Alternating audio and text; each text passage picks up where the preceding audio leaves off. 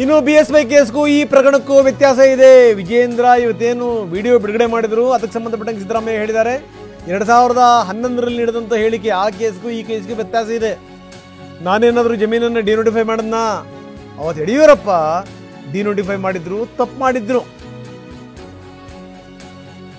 ಇದು ಸಿದ್ದರಾಮಯ್ಯನವರ ಮಾತು. ನಾನು ತಪ್ಪೇ ಮಾಡಿಲ್ಲ ಅಂದಮೇಲೆ ರಾಜೀನಾಮೆ ಯಾಕೆ ಕೊಡಬೇಕು ಅಂತ ಕೇಳ್ತಾರೆ Siddaramaiah.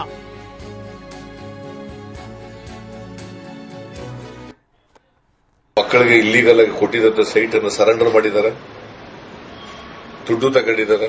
What does it mean? ತಪ್ಪು ಮಾಡದೇ ಇದ್ರೆ ಯಾಕೆ ಸೈಟ್ ನ ಸರೆಂಡರ್ ಮಾಡ್ಬಿಡ್ತಾ ಇದ್ರು?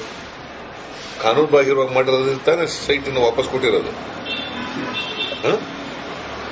ಮತ್ತೆ ಅವರೇ ತಪ್ಪು ಒಪ್ಕೊಂಡಿದಾರಲ್ಲ. ಮಕ್ಕಳಿಗೆ ಇಲ್ಲಿಗಲ್ ಆಗಿ ಕೊಟ್ಟಿದ್ದ ಸೈಟ್ ಅನ್ನು ಸರೆಂಡರ್ ಮಾಡಿದ್ದಾರೆ, ದುಡ್ಡು ತಗೊಂಡಿದ್ದಾರೆ. What does it mean? ತಪ್ಪು ಮಾಡದೇ ಇದ್ರೆ ಯಾಕೆ ಸೈಟ್ ನ ಸರೆಂಡರ್ ಮಾಡ್ಬಿಡ್ತಾ ಇದ್ರು? ಕಾನೂನು ಬಾಹಿರವಾಗಿ ಮಾಡಿರೋದ್ರಿಂದ ತಾನೇ ಸೈಟ್ ಅನ್ನು ವಾಪಸ್ ಕೊಟ್ಟಿರೋದು. ಮತ್ತೆ ಅವರೇ ತಪ್ಪು ಒಪ್ಕೊಂಡಿದಾರಲ್ಲ. ಮಕ್ಕಳಿಗೆ ಇಲ್ಲಿಗಲ್ ಆಗಿ ಕೊಟ್ಟಿದ್ದ ಸೈಟ್ ಅನ್ನು ಸರೆಂಡರ್ ಮಾಡಿದ್ದಾರೆ, ದುಡ್ಡು ತಗೊಂಡಿದ್ದಾರೆ. What does it mean? ತಪ್ಪು ಮಾಡದೇ ಇದ್ರೆ ಯಾಕೆ ಸೈಟ್ ನ ಸರೆಂಡರ್ ಮಾಡ್ಬಿಡ್ತಾ ಇದ್ರು? ಕಾನೂನು ಬಾಹಿರವಾಗಿ ಮಾಡಿರೋದ್ರಿಂದ ತಾನೇ ಸೈಟ್ ಅನ್ನು ವಾಪಸ್ ಕೊಟ್ಟಿರೋದು.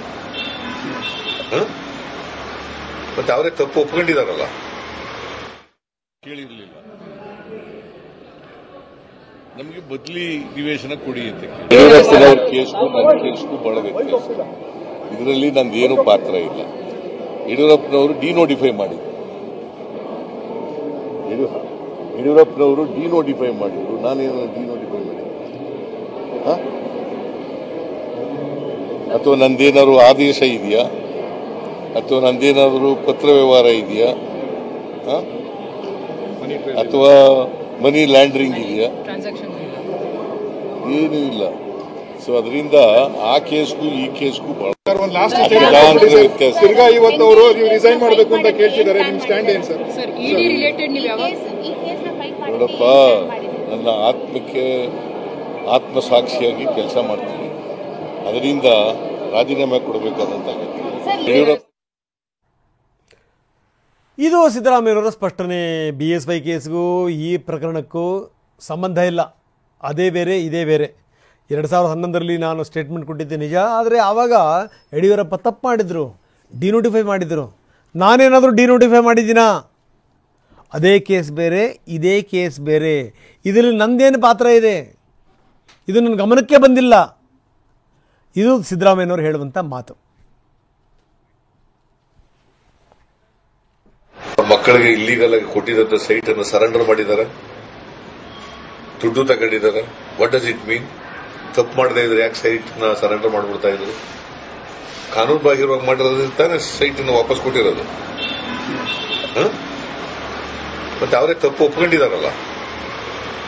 ಮಕ್ಕಳಿಗೆ ಇಲ್ಲಿಗಲ್ ಆಗಿ ಕೊಟ್ಟಿದ್ದ ಸೈಟ್ ಅನ್ನು ಸರೆಂಡರ್ ಮಾಡಿದ್ದಾರೆ, ದುಡ್ಡು ತಗೊಂಡಿದ್ದಾರೆ.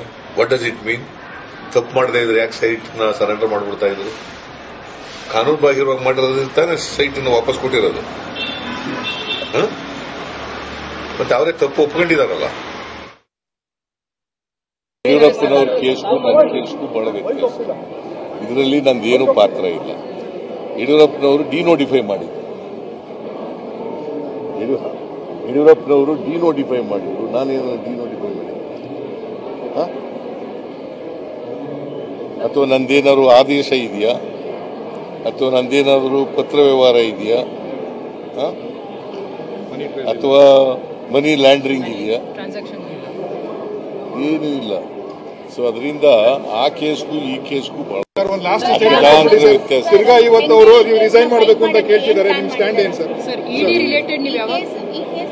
ನೋಡಪ್ಪ, ನನ್ನ ಆತ್ಮಸಾಕ್ಷಿಯಾಗಿ ಕೆಲಸ ಮಾಡ್ತೀನಿ. ಅದರಿಂದ ರಾಜೀನಾಮೆ ಕೊಡಬೇಕಾದಂತ